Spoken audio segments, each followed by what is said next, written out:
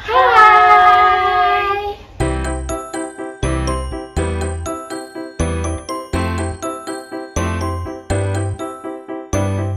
Ketemu kita lagi di hari Sabtu tentang video All About Korea.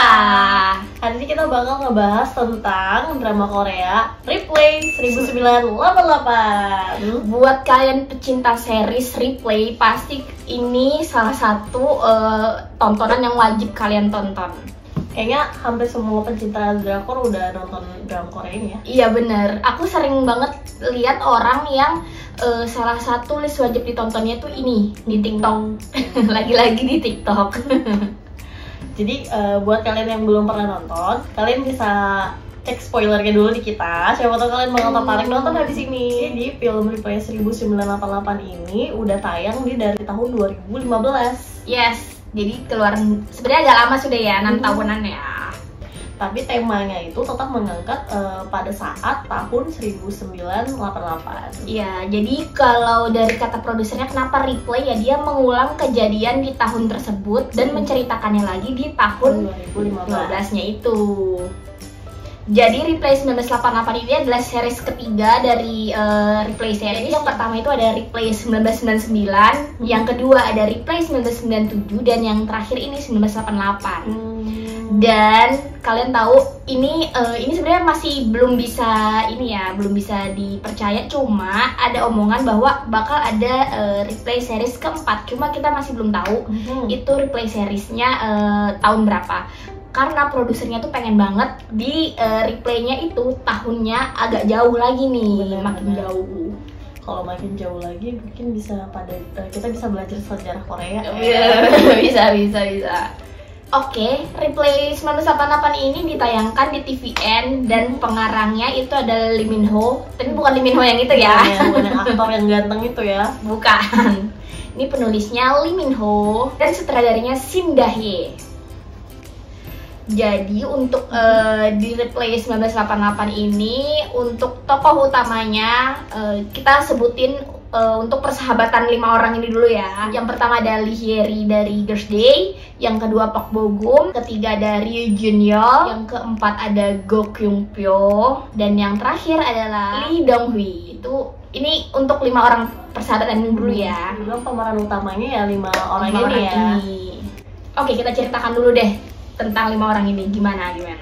Oke, jadi 5 orang ini punya karakter yang beda-beda.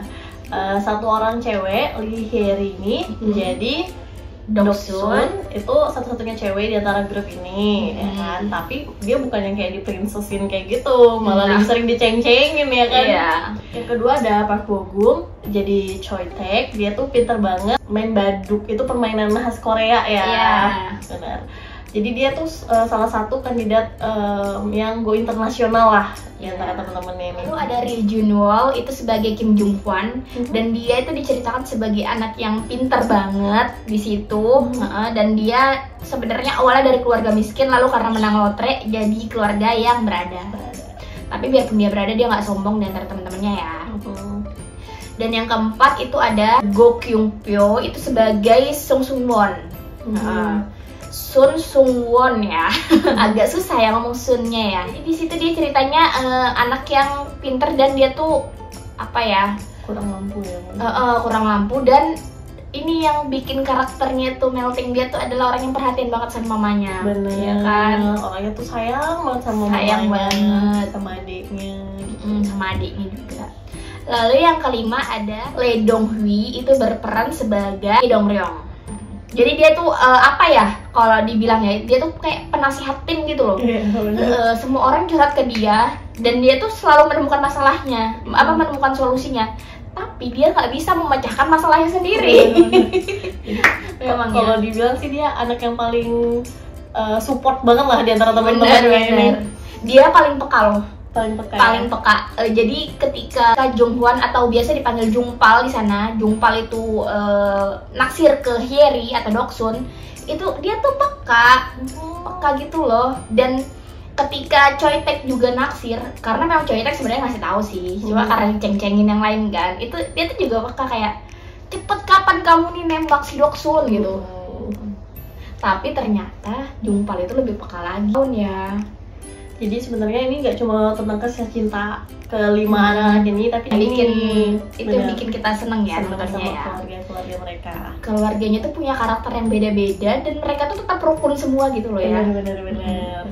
Dan di sini ceritanya bukan cuma yang family goals banget, enggak kayak gitu. Semua konfliknya itu diceritakan di situ. Bener. Dan kayak anak yang membangkang, anak yang merasa nggak disayang lah, anak yang gini-gini itu tuh semua ada di situ ya.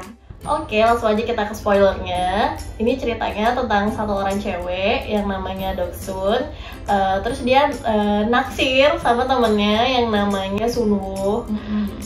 Dia ngerasa kalau si Sunwoo itu juga suka sama dia dengan semua perlakuannya Sunwoo. Sunwoo tuh seneng ke rumahnya, sering main ke rumahnya, terus baik sama dia, gitu kan, ramah sama dia. Tapi sebenarnya bukan Doksunnya yang kepedean loh. Gimana? Doksun itu sebenarnya di teman-temannya yang ngarahin kalau itu kayaknya teman lo si Sunwoo itu suka deh sebenarnya gitu. Makanya dia sadar. Karena aslinya Doksun tuh kayak nggak peka banget sebenarnya. Gitu. Jadi dia udah kegeeran nih si Sunwoo, kenapa nih kok kayak suka juga nih sama aku nih gitu ya kan. Suka sering main ke rumahnya gitu. Iya, dan minjem barang apapun punya Doksun padahal dia punya gitu kan. Sudah kegeeran, ternyata ada fakta yang mengejutkannya. Ternyata si Sunwoo itu suka sama kakaknya yang namanya Bora.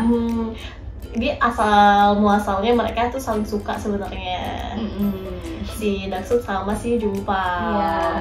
Tapi ternyata temennya suka juga nih sama Doksun, si Choitek.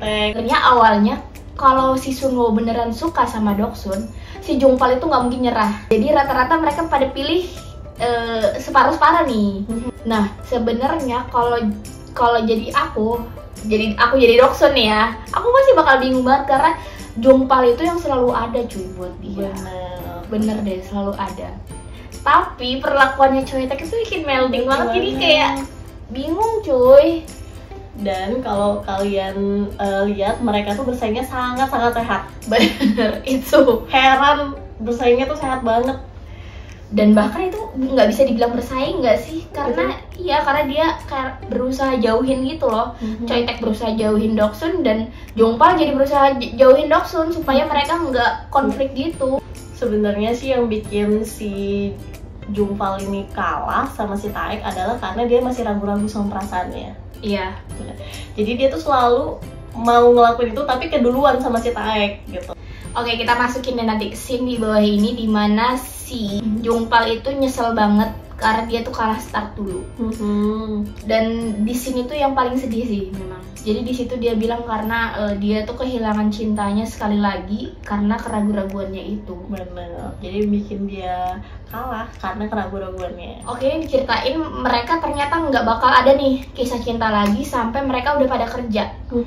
Jadi si Doksun sudah menjadi pramugari, si Jumpal udah jadi pilot angkatan udara, lalu Choitek tetap dong jadi pemain baduk internasional. Lalu si Sunwoo itu jadi, tapi kayaknya dia masih koas kayaknya. Ya masih koas ya. Lalu si Dongryong itu punya restoran dan si Bora itu jadi jaksa. Jadi mereka nemuin jalannya mereka masing-masing. Nah ketika itulah mereka kayak sadar lagi nih, mereka harus menemukan cintanya lagi. Jadi di situ adegan yang tadi yang kita tayangin si Jumpal itu menyesal itu pas mereka udah besar. Si Choitek itu sampai rela loh ninggalin baduknya demi datangin si Doksun. Dan endingnya, kita langsung aja ke endingnya. Si Doksun itu bareng sama si Choitek, mereka menikah. Dan selanjutnya itu si Sunwoo menikah dengan Bora. Dan di sini ada adegannya, nanti di sini nih adegan mereka tuh nangis-nangis pas pernikahannya. Karena sedih banget. Sedih, memang itu adegan yang tersedih sih. Lalu untuk si Dongryong itu tetap single.